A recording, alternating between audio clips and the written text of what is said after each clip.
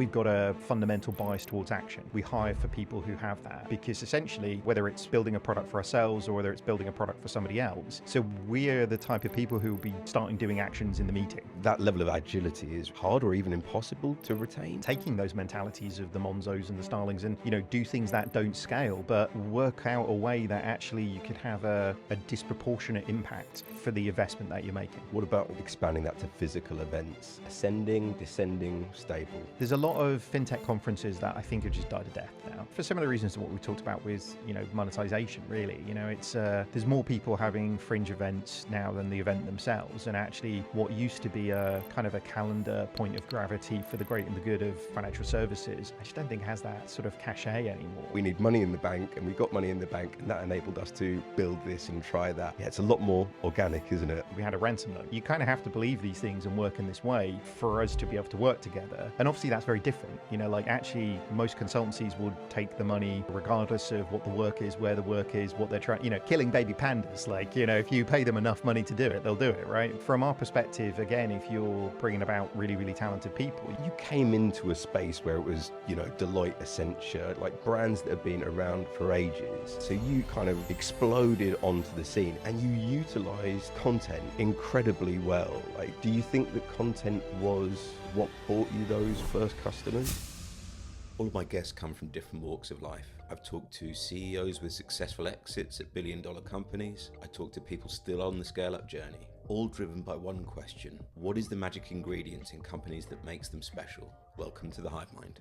If you're in fintech and financial services, my next guest won't need much of an introduction at all. I'm going to be talking to David Brear, the founder of 11FS. Now, David's got some fairly strong opinions on financial services in general, but I'm going to be talking to him today about the entrepreneurial journey of creating 11FS, what it was like at the beginning, and the journey to what it looks like in 2025. Glad you could join us. Hey, David. How's it going? Yeah, good. Thanks for coming in. No worries at all. A beautiful sunny day in London, eh? Well, it's a little bit cooler in here, thankfully. So it's coming up to 10 years, nearly your 10-year birthday at 11FS. How do you feel about that? I feel like we should have jelly and ice cream, definitely. But no, it's strange. It's, shortest 10 years and longest 10 years of my life, probably, depending on which way I think about it. But yeah, we've had a lot of fun. And, I definitely think we're sort of doing something interesting, which is good. I mean, you got your fingers in quite a lot of pies. 11FS has become quite a diverse business. So for anyone that's joining the story here, can you just give us a quick whistle-stop tour of 11FS and its interests? Yeah, sure. I mean, I'm sure a lot of people will know us, and I'm sure a lot of people won't as well. And that's sort of, thank goodness for more market to address in that sense. But yeah, we're sort of 4 or 5 different businesses. We're a media business with Fintech Insider podcast. We're a product business with 11FS Pulse, which is a global benchmarking product. We're a consultancy with 11FS Ventures. And then actually we're broadening out the capability that we're doing with 11FS Holdings, which we can touch on a little bit more as we sort of go through this. But yeah, common wisdom is focus on one thing and do it really well. But I like diversification. So, we've taken that to heart. All of these things are complementary to solve problems for the industry. We fundamentally talk about changing the fabric of financial services. And for us, that means doing lots of things really, really well rather than just having one niche. Yeah. So what I'd love to do is go back a little bit in time so we can understand the story. And I know that you're known for the catchphrase, FS is 1% done. But I'm really interested in your entrepreneurial journey. Like you work for some big banks and some big companies, and most of the entrepreneurs that I've spoken to get to a fuck it, I can't do this anymore moment. Like, can you tell us how 11FS started? Like, what was that moment where you're like, okay, I'm going to do it? Yeah, I mean, bizarrely, a friend of mine, Tom Evans, who I shared a flat with in Cardiff when I was working for Lloyds Banking Group, will say it's like from 2008 onwards, I said, I'd do something.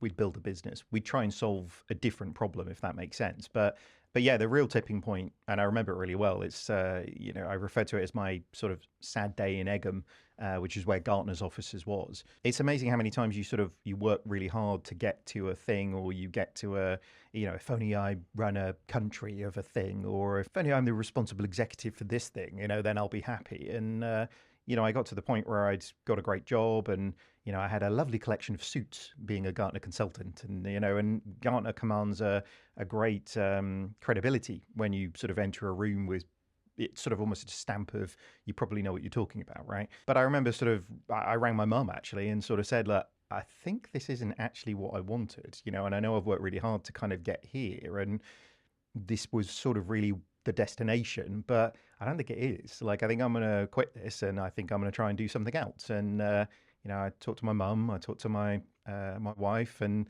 I think they both thought I was a little bit crazy and reminded me that we had, another kid on the way and a mortgage and responsibilities and all these things. But, took the leap anyway. And really, I got sort of confidence from that by having lots of conversations with financial services organizations and actually having really, really positive conversations with people like Jason Bates, one of the other founders of the business, because actually it kind of felt not really like the beginning of starting a business and more really sort of a movement of change within the industry. We're talking about 2016 with the sort of the peak of what fintech was in London and that expectation and that opportunity, and also the large scale organizations within the ecosystem needing to kind of respond to that. Then it felt like we had something quite unique. And really, we've just doubled down since then. I joke, focus on one thing and do it really well, but actually, we've people like Patrick Collinson, when you talk to those guys, it's like,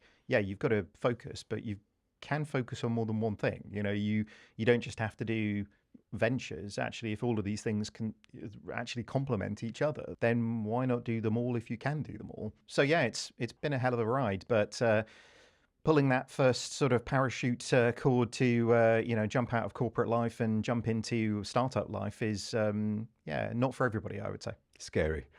So, I mean, you refer back to 2016, and it's like looking back through like the eyes of the history books, we can see obviously Monzo was started there. There was a lot of the, Revolut at the same time, those real pioneers. It was a magic time. I mean, you talked about your propositions. What was the first thing that you set out to do? Like, how did you decide, right, we are going to be this, our minimum viable product of 11FS is going to be?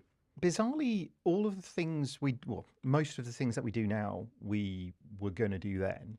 It wasn't actually about whether we could do them all. It was fundamentally how we're going to fund them all. I mean, the beginning of the business, I did an insane amount of speaking gigs, and actually, I think I did, in 1 week, I ended up doing like London, Manila, and Milan in order to put money in the bank to pay for us to build a WordPress version of what is Pulse, and actually then we can, I think it was AIB sort of were the first customers of that, which then gave us capability to do, and for me, that's why doing all of these things together is sensible, because you really need to use profitability from some things in order to pay for the investment requirement for others. Some of the new things that we're doing, I'm a bit naive when it comes to, VCs or PE firms or all of those different things, because for most of our existence with 11FS, we were just taking profitability and investing it into more people or more products, or, tripling down on the things that look like they'll be really successful in the business. So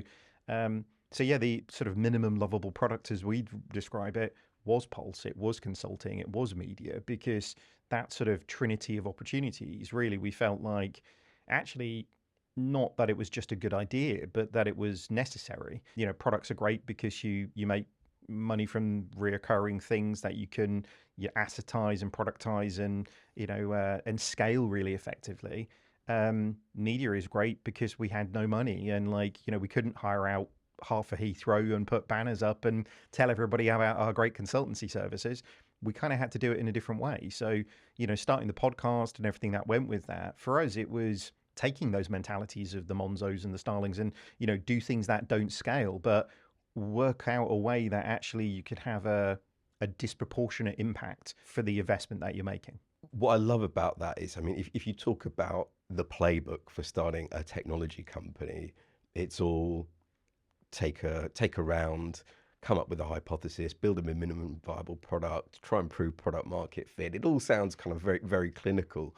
But you guys bootstrap, and I love how scrappy that is. It's like, right, we need money in the bank, and we got money in the bank, and that enabled us to build this and try that. And yeah, it's a lot more organic, isn't it? Yeah, it's definitely sort of robbing Peter to pay for Paul sometimes in terms of like the internal parts of the way in which we structured that. But they all work together. So actually, it's for the greater good in that sense. You know, I do think often people can miss opportunities because essentially they're too sort of myopic in the way in which they're sort of structuring the things that they're doing. You know, ultimately, I think most of success is realizing when an opportunity presents itself and, you know, being ready to take care of that. Really, I'm a sports guy more than I am a business guy, quite frankly. Like, so for me, most of being good in sports is responding to the situation. Like, if you can work out where the ball's going before somebody else, it doesn't matter if they're 7 foot and you're 5'10", then you can probably get there quicker than they can, right? So for me, it's remaining agile and not in the, you know, corporates carrying a book around and, you know, we've got post-it notes everywhere type version of agile. But truly, can you make decisions really quickly? Can you disseminate decision making to the edges? So, you know, the idea that we're doing all of these things, well, the reality is we hired great people and we gave them individual responsibility and we gave them decision making capability to make these things happen. And then arguably we just tried to get out of the way as much as we could. And it's, yes, so far so good. When you scale, that gets more difficult, right? I mean, when it's you and a handful of people, you know, you're out there, you're renegades, and you see something good, you could just go after it immediately. Sure. But when you're 300 people, I mean, I think you can scale the business, but surely that level of agility is hard or even impossible to retain. If I'm honest, it doesn't, I mean, it's, yeah, look, at the beginning, you're all sat in a Starbucks and there's, you know, you're sat around a table and great, you know, and so, you know, what you've got to kind of make sure that stage is that actually there's kind of no disagreements, there's no changes in trajectory of where you're going or what you're doing, because if you've got a wrinkle at, you know, 1 month in, then, you know, 6 years in, that's going to be like a mountain of separation between where you wanted to be and where you are, right? So, but I think actually as you scale, it's not about it's not really about keeping it how it is. It's about creating it how it should be. So I think a lot of people get it wrong with culture, which is we've got to retain this, like we've got to, you know, we've got to kind of bottle the secret sauce and make sure that we've got it.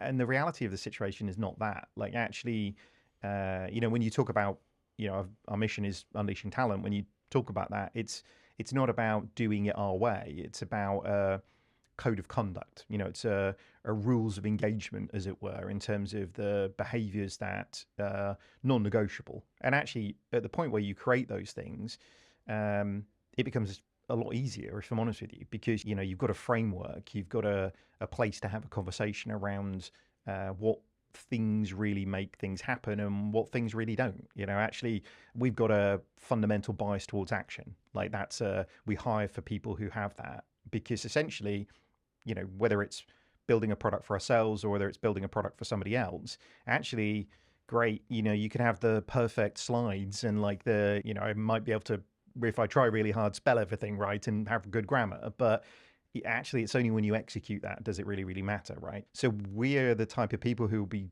starting doing actions in the meeting. You know what I mean? Like we don't want to be talking about it to document it to then agree who does this and put, you know, have the perfect RACI in place.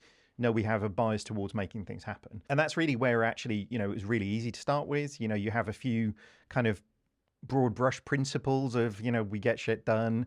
You know, don't be a dick was basically our policy for everything. I remember. Whether it was your, you know, approach to do business class flights or not, you know, or just like, don't be a dick. And actually, there's something about empowerment of people to make those decisions. And like I say, at that point, a principle of rather than being explicit about everything that you should and shouldn't do, it's about creating the space for people to take ownership of things and take decisions. So for us, yeah, I mean, look, the Pulse team is a small team setup, the Ventures team is a small team setup, the Foundry team is a small team. Like, actually, if you create the environment that all of these teams can coexist, and, you know, as we say, it's, you know, kind of recognize each other's weird to a certain degree, then, you know, everything good kind of comes from that, really. And when you started out, that 0 to 1 in terms of revenue, where did your first customer come from? First customer, I think it's a toss-up between it being Tesco Bank or Allied Irish Bank for consultancy work, or Pulse. I mean, there's probably 10 speaking gigs that I can't remember. That was maybe the first 10 invoices that kind of went out. But yeah, I mean, it's an interesting one. Look, when you've been a management consultant and you're used to you rocking up and the bill being a lot bigger than it needs to be if you're doing it independently, then actually it becomes quite an easy thing to get that momentum, really. I think a lot of what we were trying to do, and this is why actually, if you look at us from an organizational perspective, we have a very thin brand. And that's purposeful. Like, actually, the things that you will recognize as the things that 11FS say are pretty thin, but they're very consistent in what they are. We really believe in letting every employee have their own voice. So actually, look, there's points of principle, there's, a religious belief about the industry, but actually everybody should sort of have their own voice, which for me is again, it's a different way of running an organization. Like I lost the ability to talk in the first person working at many companies because it was Gartner's beliefs, it was Lloyd's beliefs, it was whatever. And so many companies have social media policies that say, actually, you can't say it. Yeah, I got into a lot of trouble a lot of times, but from many of the organizations, because you kind of can't be, there's no sort of bit in your bio that says views are my own thoughts that would stand up in a court of law, right? So particularly when you're talking about highly regulated organizations, then you just got to be really careful about what you can do and what you can't do, which actually really it's a straitjacket. And actually for people who really love the industry and want to engage in the community and, want to change the fabric of financial services, that's a really hard thing to do, I think we've sort of, luck or judgment, kind of been able to sort of tap into the kind of rise of social media and the changes that have brought, and really, I mean, things like this. I mean, the podcast, video content, all of those things. Actually, being able to produce high quality content and distribute it for free to people who are used to paying £20,000 for a report that says something different. It's like that's a leveler. So actually you can compete with some of the biggest businesses in the world if you go about it in the right way. It brings me nicely to one of the things I wanted to talk about, which is content in how you go to market. Because let's be like, you came into a space where it was, Deloitte, Accenture, like brands that have been around for ages. And, although we're talking about your 10th birthday, I think of 11FS as an instantly recognizable brand for 9 years. So you kind of exploded onto the scene and you utilized content incredibly well. Like, do you think that content was what bought you those first customers? 100%. Yeah. I mean, I'd say probably not the first customer. The first customer was really down to somebody who really sort of believed in us and believed in the sort of talent of the people that we'd pulled together at the initial. But the third, the fourth, the fifth, why were we being asked to go up against the McKinseys of the world, or the Accentures of the world in, tricky RFPs, or that, like, that's why, because we punch so far above our weight, because essentially the content has opened up lots of doors, meaning people have kind of got a different relationship with us than they have with other people. And actually, I mean, positively and negatively, like, actually, we sort of say to people, me and Jason have said this a million times, but it's, we're exactly the same people on the podcast as we are like now, as we are in the boardroom, as we are, in a workshop or whatever, so actually people almost know what they're getting into when they talk to us, because, we're super, super direct. We don't mess around, like, we really sort of focus on the customer outcomes and all of the things that we want to do. And we don't really use acronyms or have airs and graces. Like, we want to execute, we want to make these things happen, but for the greater good of everybody involved. If it's good for the organization, if it's good for the customer at the end of it, it sort of acts a little bit like, in fact, we used to have this, but it was mocked up. We had a ransom note, and it's like, look, you kind of have to believe these things and work in this way for us to be able to work together. And obviously that's very different. Like, actually, most consultancies would take the money, regardless of what the work is, where the work is, what they're trying, killing baby pandas. Like, if you pay them enough money to do it, they'll do it, right? But from our perspective, again, if you're bringing about really, really talented people, you've got to deploy them, but you've also got to protect them. So what we do and who we do it for is really, really important. I think it comes back to, you're never going to be successful in business if people don't know who you are and what you think. But we're in 2025 now. It's a bit of a different landscape, crazy stuff going on. Like, you know, I don't know about you, but I use GPT for probably a ton more search than I use for Google. What's the role of content in 2025? Would you build in the same way? Yeah, I think it's a precarious place for content, if I'm honest with you, because actually nobody really needs to know anything about anything anymore. Like, and that's a worrying place, because essentially anybody can be an expert in anything as much as anybody else can. You know, I mean, I use Chat GPT mainly for like things like image creation, to like do illustrations and whatnot, but or just tidy up my horrific spelling and grammar, quite frankly, because definitely not a strong point of mine. But I don't know. I think the difference there, though, between written content and, you know, kind of what we're doing now, like there's a reason we went down the podcast route over the overly formal, you know, here's your, you know, 100-slide bounded piece of content, you know, thing.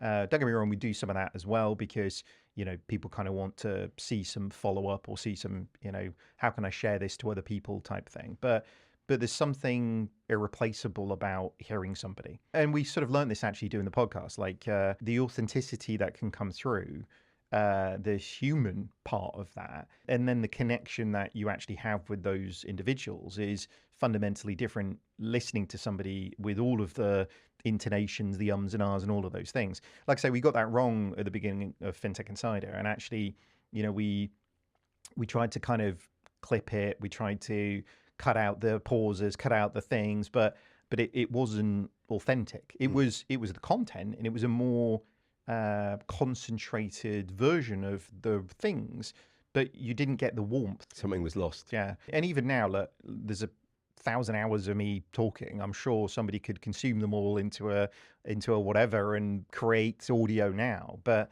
actually, I think we've got such a body of work that is all authentically trying to use our platforms for the benefit of other people and to drive forwards the change for the positive within the industry. That actually, to be honest, if we scrapped the business today and I started up a brand new one, it'd be exactly the same. I think somewhere along the way, I think the content with that, it is an interesting lesson, and that dissemination of power that we sort of talked about earlier on. You know, we're always asking our teams, we live on kind of 3 principles for kind of everything, whether it's the content or whether it's a meeting with a CEO or whatever. It's provocative, authoritative, and human. Like, there are 3 things.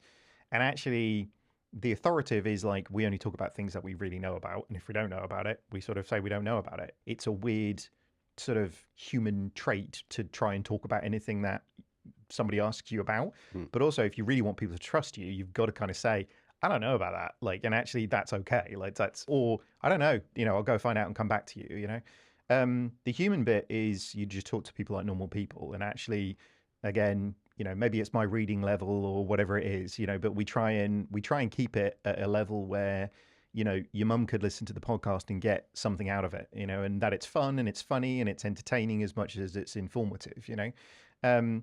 But the provocative piece is something that actually, I sort of joke, you know, the provocative bit carries more weight than any of those other pieces, because I've seen people get carried away with that, you know. And my sort of analogy for it is like, we kind of want to be like mid-90s Frankie Boyle, but not late 90s Frankie Boyle. You know what I mean? Like, it's like when he was funny and he was edgy, but he wasn't making jokes that basically would maybe get him in prison. You know what I mean? So it's like, but people have a tendency to take it too far. Do you know what I mean? So finding that level and how you can help other people try and find that level of provocation. We always say to our internal growth team, it's like, I want to be saying to you guys, yeah, that's too much, rather than, you know, hey, dial it up a little bit. There's an interesting thing about the coming back to the content, which is, sure, I can use ChatGPT to say, analyze all the knowledge that was ever built and cross-reference it between McKinsey and Deloitte and tell me what fact is that. Sure.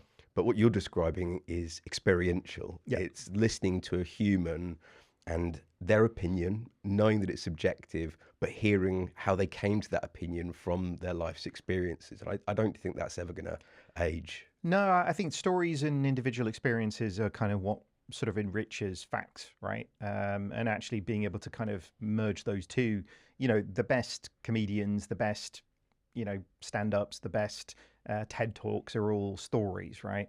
It's going to be really difficult to fake those things for people. And actually, to what gain? Really, at some point, I think people get found out on that stuff, which is, for me, content is a way of having a disproportionate impact. Actually, we sort of said at the beginning, we can go and have 500 meetings with 500 CEOs, or we can put out a podcast and 50 of them will listen to it, and then we'll talk to 20. And it's like, well, that's a better use of our time. Actually, if we can create the narratives that we want to and distribute them further than we could ever really go and have meetings, then that's got to be a better way of doing it, right? Yeah.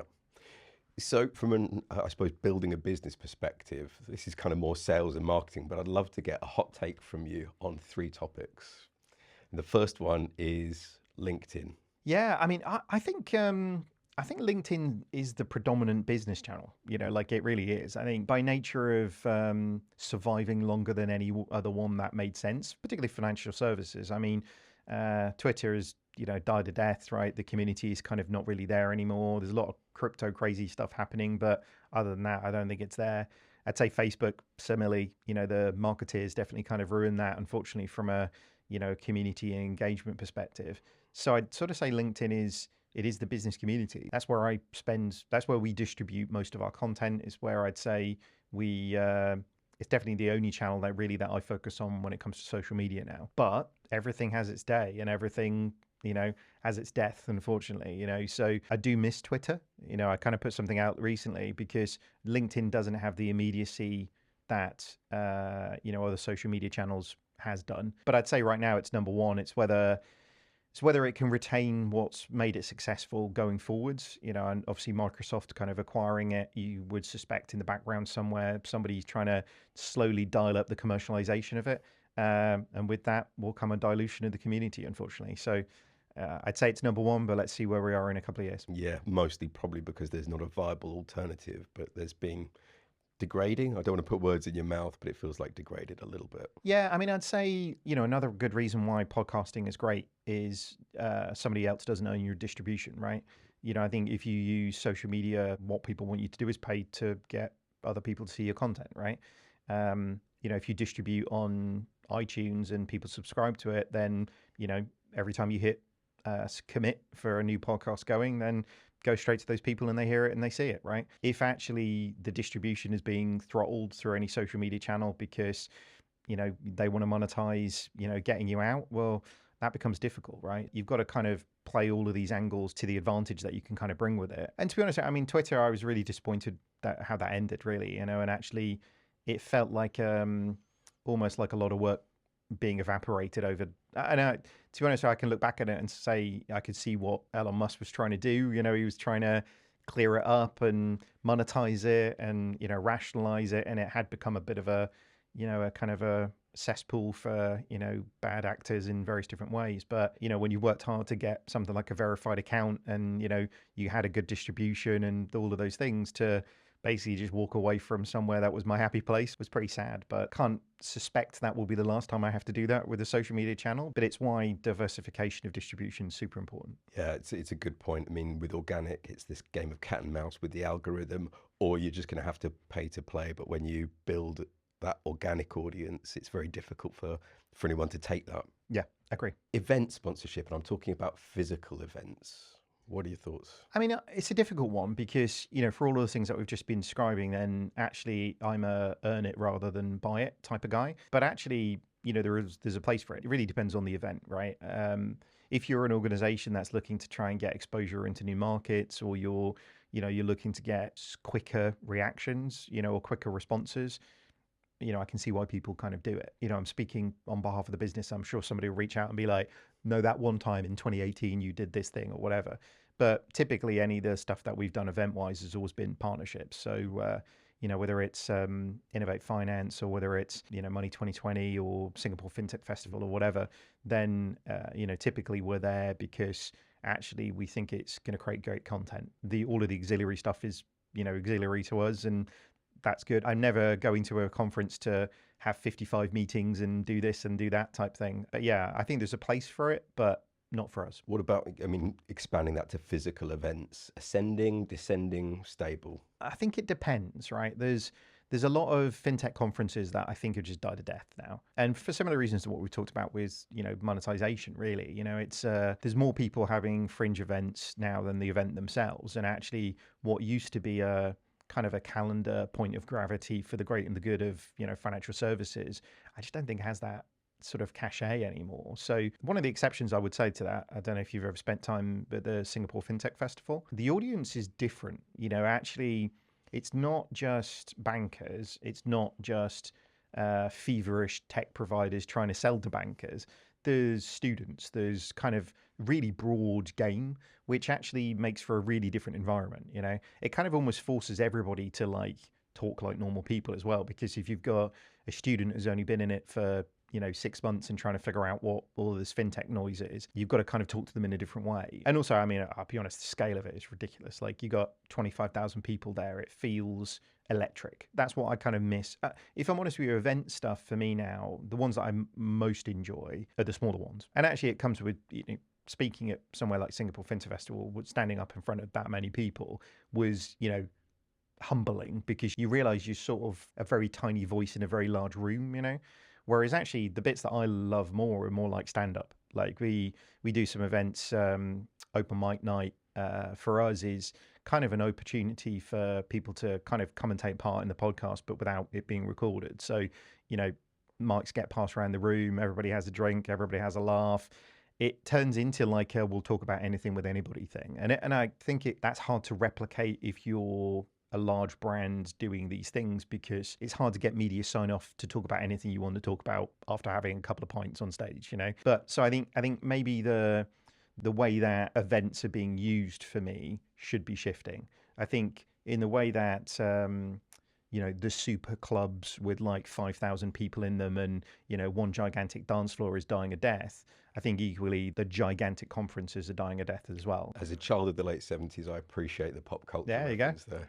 Yeah. Yeah, so it's a little bit more like house parties now than gigantic clubs. Yeah, good. My last issue, and I know that you're not a sales guy by kind of original profession, is outbound sales and cold calling. And the reason why I'm keen is I think you're a watcher of people. Yeah. So I'd love your opinion. Yeah, I'd say I hate salespeople, genuinely. But equally I'd say, and I think I'm terrible at it, but also I've been quite good at it because of all of the other points that I just acknowledged, really. I think outbound salespeople, because of all of the stuff that we've talked about in terms of AI and automation and all of those things, I mean, we're a stone's throw away from sort of, my DM bot talking to your DM bot to decline your automated approach to serve whatever, offshoring requirement is, and it's really that's not solving a problem for anybody, really. Actually, if anything, back to my point about marketeers ruin everything. It's if marketeers are ruining it, then outbound salespeople are just destroying it. So, but I think it comes back to what you think sales is, though. And actually, for everything that we just talked about, really, for me, building relationships with people is not something really that you do in a DM that's 4 pages long that explains the intricacies of your product and wants me to book a 15-minute meeting with you. I think it's a relationship is based on trying to solve a problem for people, or just trying to build a relationship with people. Some of the best things that have happened in the last 10 years of 11FS have happened because we got chatting to somebody who then 2 years later had a problem and remembered that we were good people and trying to do the right thing. And that's where relationships are not transactions, they're relationships, right? You've got to tend to them and nurture them, and that isn't done in cold calling DMs. So I'd like to move now on to kind of the post 2021 period, because fintech hit a high. I mean, the world was awash with money at the end of 2021.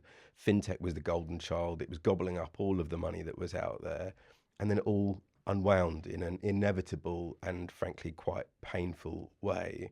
Where do you think fintech is now in terms of innovation? Because it's quite an interesting time for you. You've recently launched the ventures part of your business. So at a time where a lot of funding businesses are dying, you're starting something new.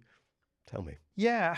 Where are we with fintech? I mean, it's kind of undeniable, I'd say, the impact that it's had. If you look at where, what was it, Monzo's got like 12 million customers or something ridiculous, like that's a lot of people, right? So I'd say it's sort of undeniable that, we've had an impact. But I'd sort of say, if you go back to what we say, I mean, for us, digital banking is 1% finished still. This is the beginning of the change of what financial services really could be, because actually so much more can be achieved. The rate of innovation is surpassing the rate of change within the industry, meaning for us, there's just so much more opportunity. So, but I'd say the reality of the situation post-COVID, post-Brexit is we're not in a great place, I'll be honest with you. Like all of the things that we would point to pre-Brexit, I think would be the things that we're probably really struggling with right now. The regulatory frameworks were phenomenal. The people we had in charge of the regulators were exceptional. The investment potential with people coming into the market was huge. London was a mecca for talented people wanting to change the world. And actually, if you kind of throw all of those things into the inside of the M25, like we had a melting pot that actually made fintech really, really successful. Unfortunately, some of those things have gone, like the loss of things like passporting into European jurisdictions, some of the changes from a regulatory perspective, which actually sort of softened some of the commitments to competition in the way that it was before. And then really, if I'm honest with you, like almost the focus now into, established businesses and, the likes of the Monzos are not startups anymore. Like the Revolut's got, goodness me, like, a bigger development team than most organizations have on the planet, So, I think the focus on the success stories rather than focusing on the creation of the environment that creates success is almost become a little bit self-fulfilling. We're now more focused on trying to get fintech into Norwich or something than we are. I can say that with love. I live in Norwich, right? Before I get any hate on that one. But I don't think that's the problem to solve. I think the problem to solve is really fundamentally understanding what made us successful in the first place, and then creating that continual environment to kind of finish this journey, really. Payments has had a great run, lots of innovation. Retail banking has had a great run. I'd say the SME market, with everything sort of post remedies funding, had a flurry of investment, and the sort of tides of the world have done some pretty disruptive things, Monzo Starling as well. But there's a lot of space for innovation still. It's whether we've got the sort of conducive environment to do that here or not. If you look at where people are, the IPOs are happening, and we've got a kind of a couple of those to come. I wonder if London or the UK is the magnet for all of those things that we need in the way that it was, unfortunately. I mean, you talked about some areas where there's been great success, but looking ahead, what are the areas that are kind of really exciting you? Because I think you've got one of the same passions as me, which is the democratization of wealth, a really exciting space. Like, what do you think of wealth in general? Yeah, I mean, I'd say people started with the easy bits, and why would you not, right? Any good plan starts with the low-hanging fruit, right? Retail banking is super easy. If you look at, Jason, when they started Monzo, hot coral card and a prepaid setup and a pretty rudimental app. If you're talking about the wealth space, it's a fundamentally different proposition, right? And actually, you want me to put £15 on a card that is spend fun money, fine. You want to give me 15 grand of your savings, it's kind of requires a different level of trust and a different level of commitment, really. But I think it kind of depends on what you think your North Star is for financial services. Like for us, we talk about the shift from the commodity products to intelligent services. And actually, I think when you talk about commodity products, I don't mean commodities like commodity trading. I mean like, commoditized products. And if you look at financial services, none of the products are really new. Like, you might have a crypto fund, but the fund structure has existed for forever, right? So actually financial services is a very old construct. The financial instruments are an incredibly old construct.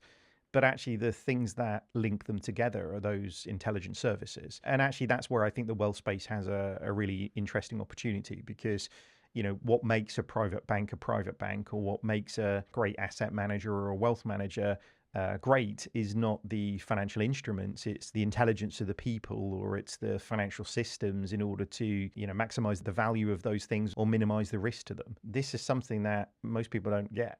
Actually, when you look at the difference between the, retail rich or the high net worth, it's like probably good advice at the right time, and it's a financial system that helps things grow, or it's having somebody point out that, there's products that you never would even fathom that would solve a problem for you, so I think the wealth space is really interesting because, I think the democratization of that access to insight, or the wafer thin slice of difference between advice and guidance, is really, really important, because it's kind of the difference between, whether you've got a tenner or 10 million, it's the difference between maximizing the return that you can have based on your own financial standing. So I think that extends into other things as well. I don't think this is all about how much money you've got and, taking it to what investment you should make. It's like, I just think advice around estate planning, or advice around inheritance management, And unfortunately, my mum passed away a couple of years ago, and the processes surrounding that,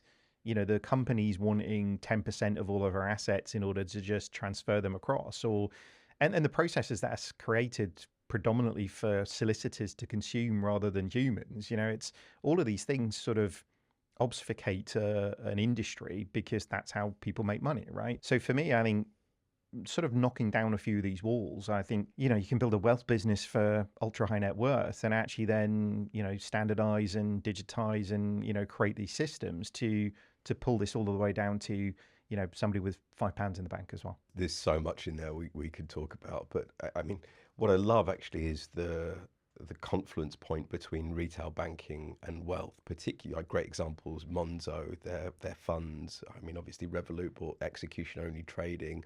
Like the accessibility, if you wind the clock back to your starting like 10 years ago, you either had access to retail banking, which means you could borrow money or spend money, or get, or credit cards, but you didn't really have, unless you crossed the barrier into that kind of mass affluent, wealth or investment was just something the other people had access to. So we've made great strides there, haven't we? But the challenge there, though, is I think with retail banking, what the bug that wealth got from retail banking was that self-service is the answer. And actually, I'm not sure it is. And there's players out there, the robo-advisors and different people. And, I've got money with Nutmeg, actually, I do my risk assessment every year. And, but actually, if I didn't know why I should be using a child's ISA to save for my kids on the blah, blah, blah, you still got to have a level of financial understanding to operate those things effectively. For me, I think, the weird thing about financial services is it's a highly regulated industry, with people who have to literally sit exams very regularly in order to operate within it, right? But then we expect customers to make the decisions on incredibly influential things that will impact the rest of their lives, not just opening a current account, but, where you have your mortgage, where you put your investments, all of these things, right?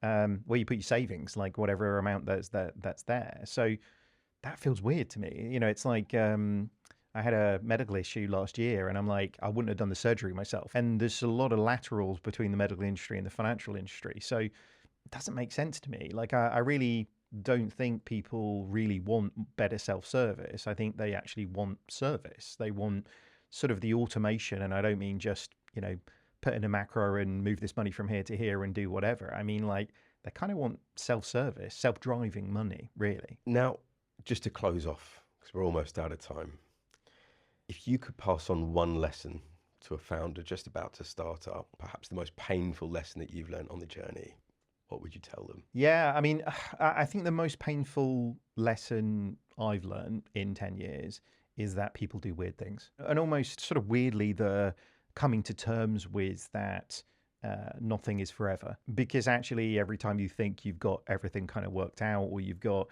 the right people in the right place, or something will happen, something will change. And actually, sometimes it's really positive things, and somebody has a baby or whatever, and that's great. I mean, sometimes it's really weird things that you just didn't see coming from anywhere. So for me, I think it's nothing is ever perfect. Actually coming to terms with that is kind of quite hard, because particularly when, the business is your baby, you want everything to be perfect. You want everything to be but perfect often sort of gets in the way of good.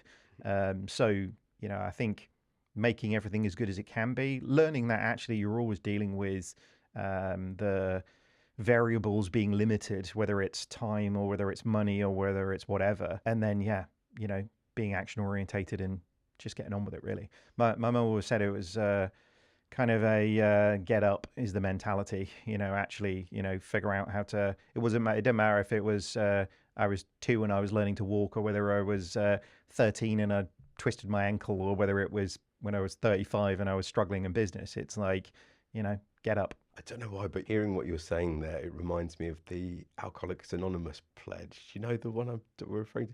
The strength to address the things you can't, the grace to accept the things you can't, and the wisdom to know the difference. Well, I think any first step of any 10-step program is admitting that there's a problem, right? And often people struggle to admit that there's an issue, or there's a problem, or or anything that comes with that. And if you can't get them to be on that first step, they're probably never going to get to the second one, unfortunately. So there's a lot of lessons in that, right? David, thank you very much for your time. No worries at all.